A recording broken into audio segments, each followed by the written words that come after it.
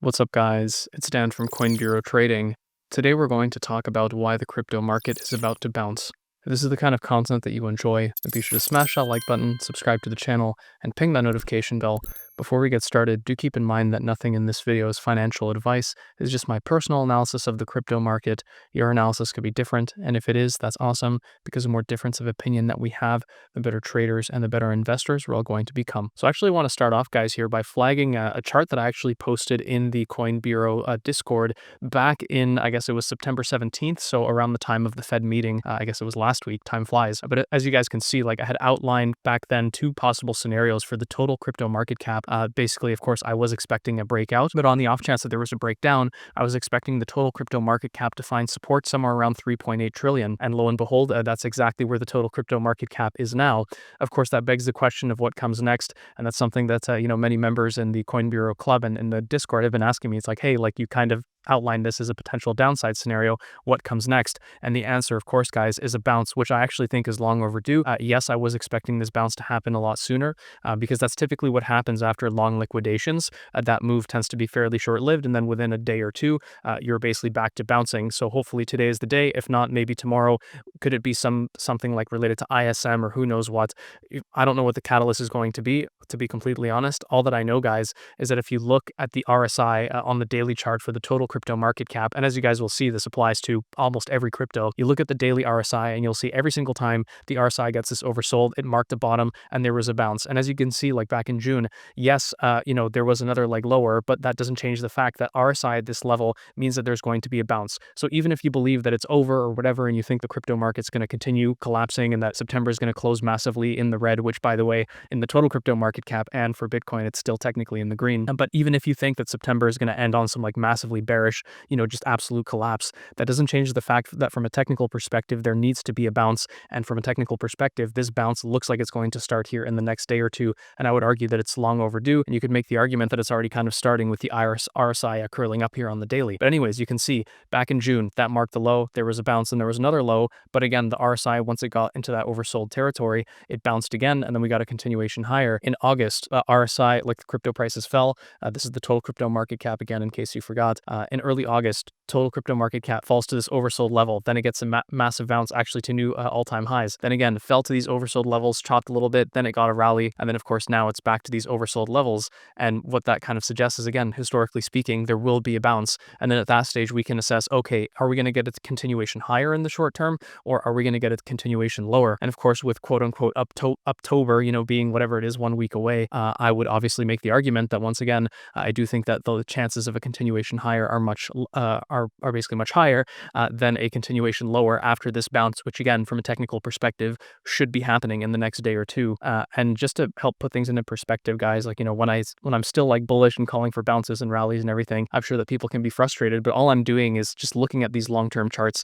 This is the total crypto market cap, excluding Bitcoin and stablecoin. So it's literally measuring all altcoins. As you can see, it's on the brink of a multi-year breakout. And you can see that over the last few weeks, it's been like battling with that level, trying to get above, gets rejected, tries to rally back up, gets rejected. And throughout this whole period, I've been saying, look, like, there's going to be a huge altcoin season. There's going to be a huge rally. And because from a technical perspective, you can see that it's literally on the brink of a breakout. And it's been like that for about, a month, almost 2 months now. So of course it is frustrating, but I've just been looking at the charts and just basically telling you guys what I see in the charts is like, look, it looks like we're going to get a, 2021 style, just massive parabolic move, because that's what happened in the last cycle. It's what happened in the cycle before. And I don't think that this time is different. And all we're waiting for is for, this weekly candle, to just, finally get a weekly move to the upside to break above this long-term resistance level and then get that, parabolic blow off top that everyone's been waiting for. And again, it looks like that's been waiting to happen for almost, 2 months now, which is pretty crazy how time flies. But anyways, and it's not just the crypto charts, guys, it's also the macro charts. As I've been highlighting, the US dollar, the DXY, first leg lower, historically speaking, corresponds to a Bitcoin rally. Then you get like a couple months of chop and then a continuation lower that corresponds to altcoin season. That's what we saw in 2017. That's what we saw in 2020 and 2021. And as you guys can see, if we zoom in now to the most recent kind of chop zone, you can see that the DXY has been on the brink of a breakdown again for like literally like a month or a month and a half. So when I've been saying, altcoin season is coming, altcoin season is coming, is because I can see these indicators are all right on the brink of basically triggering. And then what happens is they just like grind and chop along those levels. And you're just like, yet another week of basically like waiting. And of course, it's very frustrating, but nothing about this is bearish. Not only that, guys, but same thing. Look at the Russell 2000 in previous cycles. When the Russell 2000 breaks out, that corresponds to an altcoin season. The Russell 2000 is literally hitting all-time highs right now. So when I'm looking at these charts, and especially it's easy to forget that we saw the largest liquidations in over a year on Monday. So when everyone is feeling bearish because of these short-term long liquidations, and then you kind of like zoom out and you understand, wait a minute, in the short term, at the very least, we're going to get a bounce. In the long term, everything is on the brink of a multi-year breakout.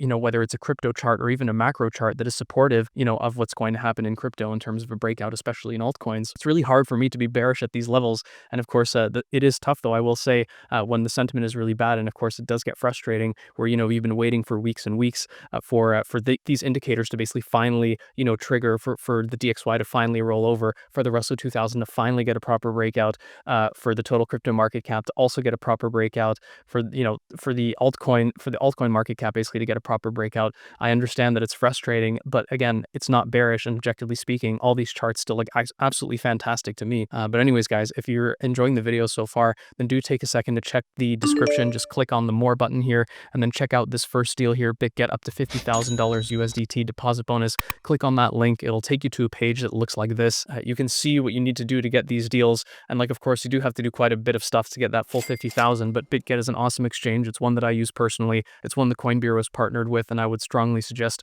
giving it a try, at least if you've never used it before. I think you'll be pleasantly surprised. And of course, you do get some bonuses and goodies there, thanks to our partnership with BitGet.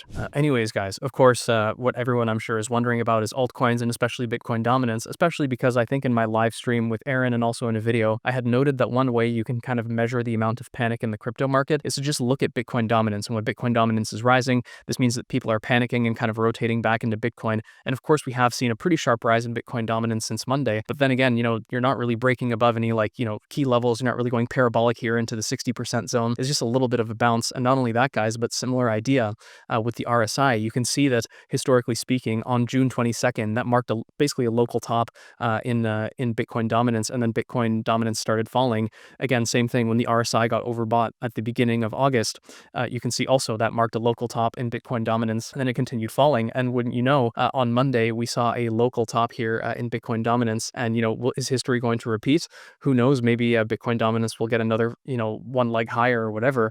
But the point is that when Bitcoin dominance gets to these oversold overbought levels on the 4-hour, historically, especially since Bitcoin dominance started falling in July, that has corresponded, of course, to a continuation lower in Bitcoin dominance. So I guess that's a long-winded way of saying is that we've probably seen like the extent of the panic after those long liquidations, and then from here, Bitcoin dominance is likely to continue rolling over, just like it did the 2 last times this indicator flashed. And of course, I guess going back to what I was mentioning at the start of the video, literally just pull up your favorite altcoin, whether it's Bitcoin or, Bitcoin's not an altcoin, but pull up your favorite crypto, whether it's Bitcoin, Ethereum, Solana, whatever.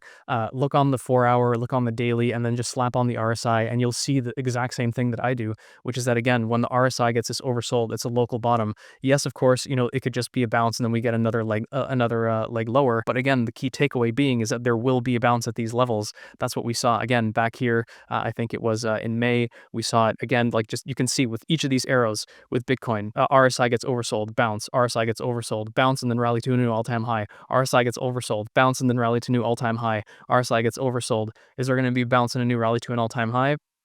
I think so. And then same thing here with Ethereum. RSI gets oversold, bounce in a huge rally. RSI gets oversold, bounce in a huge rally. And now RSI gets oversold. What do you think is going to come next? Is it going to be a complete crash lower? Is there just going to be a bounce and then a continuation lower? That's always possible. But given where we are at this stage in the cycle, especially with quote unquote Uptober right around the corner, I think the chances of a bounce and a continuation higher are much higher than that it's just going to completely collapse lower, right? And same thing, even Solana, when RSI gets this oversold, bounce and a continuation higher. RSI RSI oversold. Well, in this case, you can see back in May, I think in May or June, you can see there was another little leg lower for Solana. Again, it doesn't happen every single time, but that doesn't change the fact that in the short term, there will be a bounce, and then we can reassess and see what comes next. But again, in the last couple times this happened, bounce, continuation higher, bounce, continuation higher, and now we're going to get another bounce, probably based on the RSI here. And then what do you think is going to happen? Probably a continuation higher. So it really is that simple, guys. And again, at the end of the day, I'm just looking at what the charts are telling me, and I'm trying to explain that to you guys. And that's why I continue to be bullish, and why I'm, super optimistic in what's going to happen in the next 6 to 8 weeks, roughly. And I think Aaron is in a similar boat, although based on his thumbnails on his recent videos, that boat is not looking too hot these days. You should check out his channel if you don't know what I mean. But anyways, guys, if you did make it this far, then be sure to smash that like button, subscribe to the channel, ping that notification bell, and I'll see you in the next one.